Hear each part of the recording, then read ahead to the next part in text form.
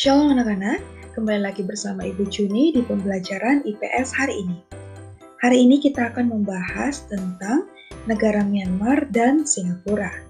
Tujuan pembelajaran kita hari ini yang pertama, kalian dapat mengetahui identitas negara, keadaan alam, penduduk, perekonomian, sumber daya, serta kerjasama Myanmar dengan negara ASEAN lainnya. Yang kedua, kalian dapat mengetahui identitas negara, keadaan alam, penduduk, perekonomian, sumber daya alam, serta kerjasama Singapura dengan negara ASEAN lainnya. Yang pertama, Myanmar. Myanmar adalah sebuah negara berdaulat di Asia Tenggara. Telah diperintah oleh pemerintahan militer sejak kudeta tahun 1988. Myanmar secara astronomis terletak antara 11 derajat lintang utara sampai dengan 28 derajat lintang utara dan 92 derajat bujur timur sampai dengan 101 derajat bujur timur. Luas wilayah Myanmar sekitar 678.036 km. Adapun batasan negara meliputi di sebelah utara berbatasan dengan Tiongkok, selatan berbatasan dengan Laut Andaman, sebelah barat berbatasan dengan Benggala, dan sebelah timur berbatasan dengan Laos dan Thailand. Berdasarkan letak lintangnya, Myanmar terbagi dalam dua musim, yaitu bagian selatan beriklim tropis dan bagian utara beriklim subtropis. Di wilayah Myanmar, di sekitar Khatulistiwa, suhu udara rata-ratanya sedang, bagian tengah suhu rata-ratanya tinggi, dan bagian utara suhu udaranya dingin, karena terdapat pegunungan tinggi, yaitu pegunungan Himalaya. Iklim Myanmar dapat digambarkan sebagai iklim muson tropis. Hal ini ditandai dengan pengaruh musim hujan yang kuat, mendapatkan penyinaran matahari yang cukup, tingkat curah hujan yang tinggi, dan kelembapan yang tinggi sehingga cuaca dirasa kurang nyaman. Curah hujan tertinggi terjadi di pegunungan Arakan Yoma di daerah pedalaman termasuk Plato San yang curah hujannya rata-rata adalah 1.300 mm sampai dengan 1.900 mm per tahun. Dataran tinggi Mandalay merupakan zona kering. Curah hujan yang jatuh di suatu tempat tergantung relief serta jarak tempat tersebut dari garis pantai. Negara Myanmar terbentuk dari dua lipatan pegunungan di sebelah barat dan sebuah patahan blok di sebelah timur. Keduanya berjajar dari utara ke selatan. Jajaran sebelah barat mencakup deretan pegunungan Leta, Bukit Chin, dan pegunungan Arakan Yoman yang diliputi hutan-hutan lebat. Dataran rendah membentang mengikuti alur sungai Irrawaddy dan sungai Sitam sampai ke pedalaman Mandalay. Dataran tersebut merupakan dataran rendah aluvial yang letaknya diapit dua jalur pegunungan barat dan timur. Hampir separuh wilayah Myanmar terletak di lembah sungai Irrawaddy dan cabang-cabangnya. Sungai Irrawaddy bermuara di Laut Andaman. Di salah satu bagian dataran rendah ini terdapat Plato San dengan mencapai ketinggian 900. Dari arah timur, laut mengalir sungai Salween yang melintasi Plato San melalui lembah yang sempit. Di bagian paling utara Myanmar yang berbatasan dengan Tiongkok, terdapat gunung tertinggi di Myanmar, yaitu Gunung Hakakabon Razi. Penduduk Myanmar berjumlah sekitar 52,1 juta jiwa pada tahun 2015, dengan pertumbuhan sebesar minus 0,1% per tahun. Dalam bidang pendidikan, Myanmar menghadapi masalah yang sama dengan negara-negara berkembang lainnya, yaitu tingkat pendidikan yang umumnya masih rendah.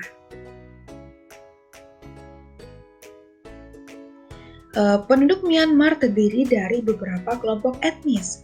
Terdiri dari etnis Tibet Burma yang mencapai 72% dari jumlah keseluruhan penduduk Myanmar. Etnis ini dianggap sebagai pewaris peradaban bangsa-bangsa Pius dan Mon yang menempati wilayah sekitar dataran rendah Irrawaddy. Kelompok suku lainnya adalah suku San 9%, Karen 7%, Tiongkok 3% dan India 2%. Komunikasi sehari-hari menggunakan bahasa Remi, yaitu bahasa Burma.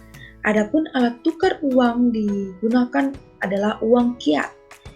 Mayoritas penduduk Myanmar memeluk agama Buddha, sekitar 85%. Sisanya beragama Kristen, Islam, Hindu, kepercayaan suku, dan lainnya.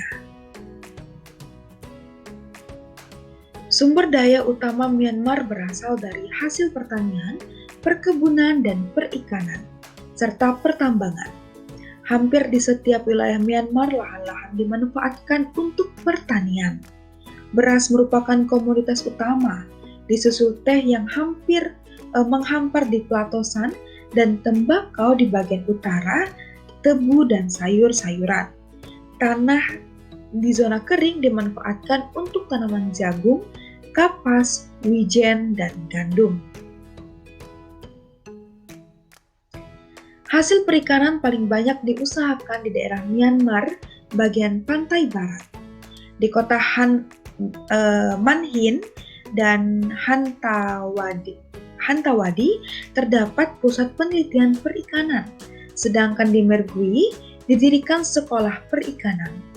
Karet kayu jati dan kayu besi merupakan hasil utama dari perkebunan. Hasil dari pertambangan di Myanmar diantaranya minyak bumi di Chauk dan penangyung, gas alam di Chauk, timah di pertambangan Tenaserin, serta jenis-jenis mineral dan barang tambang lainnya. Myanmar mulai meningkatkan kerjasama dengan negara-negara lain dalam ikatan kerjasama bilateral, regional maupun internasional, serta multilateral. Kerjasama mencakup berbagai bidang di antaranya ekonomi, kebudayaan, pertahanan, dan keamanan, teknologi, serta bidang-bidang yang lainnya. Dalam hubungan perdagangan internasional, Myanmar melakukan kegiatan ekspor dan impor. Barang-barang yang menjadi unggulan ekspor Myanmar diantaranya kayu dan beras. Adapun barang impor utama adalah mesin, alat angkut barang logam, kertas, pupuk, dan obat-obatan.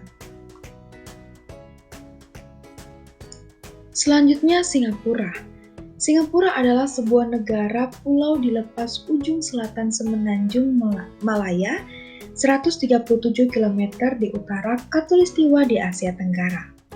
Negara ini terpisah dari Malaysia oleh Selat Johor di utara dan dari Kepulauan Riau Indonesia oleh Selat Singapura di selatan. Singapura terletak pada 1 derajat 11 lintang utara sampai dengan 1 derajat 27 lintang utara dan 103 derajat 39 bujur timur sampai dengan 104 derajat 5 bujur timur. Singapura secara langsung berbatasan dengan Selat Johor di sebelah barat dan sebelah utara, serta Selat Singapura di sebelah timur dan selatan. Secara geografis, Singapura memiliki beberapa pulau kecil, di antaranya Pulau Tekong Besar, Pulau Sentosa, dan Pulau Ubin. Singapura beriklim tropis, lembab, dan banyak turun hujan. Suhu rata-rata seharian berkisaran antara 21 derajat Celcius sampai dengan 32 derajat Celcius, dan curah hujan rata-rata adalah 2.438 mm per tahunnya. Hujan berlangsung bulan November dan Maret, seiring datangnya angin muson timur laut yang basah. Pada bulan April sampai September, terjadi angin muson dari barat daya yang kering. Keadaan alam negara Singapura pada umumnya relatif datar. Akan tetapi, di beberapa tempat dijumpai perbukitan. Sungai-sungai yang ada pendek-pendek dan turun dari dataran tinggi yang curam. Keadaan fisik Singapura meliputi yang pertama, bagian tengah agak ke utara merupakan perbukitan dengan puncak bukit agak membulat. Beberapa bukit itu adalah Bukit Timah sekitar 178 meter, Bukit Gombak sekitar 133 meter, Bukit Panjang sekitar 154 meter, dan Bukit Mandai sekitar 129 meter. Yang kedua, bagian timur berupa dataran rendah dan dataran aluvial serta sebagian rawa-rawa. Dan yang terakhir, daerah barat daya memiliki relief yang bergelombang, diliputi oleh rawa-rawa dan lembah-lembah yang kering. Padang Igir, lembah-lembah tersebut terhampar bukit-bukit kecil seperti Bukit Faber, Bukit Pasir Panjang, dan Bukit Sesong. Beberapa bentang alam menonjol lainnya antara lain, titik tertinggi yaitu Gunung Timah sekitar 178 meter, titik terendah yaitu Paras Laut, kemudian sungai utamanya Sungai Ulu Pandan. Penduduk Singapura berjumlah 5,5 juta jiwa pada tahun 2015, dengan pertumbuhan sebesar 1,4% per tahunnya. Sebagian besar penduduk Singapura adalah keturunan Tionghoa, sekitar 78%, orang Melayu 14%, orang India 7%, dan sisanya suku bangsa yang lain. Kepadatan penduduknya mencapai 80.270 per kilometer persegi dengan tingkat pertumbuhan penduduk 1,4% per tahun.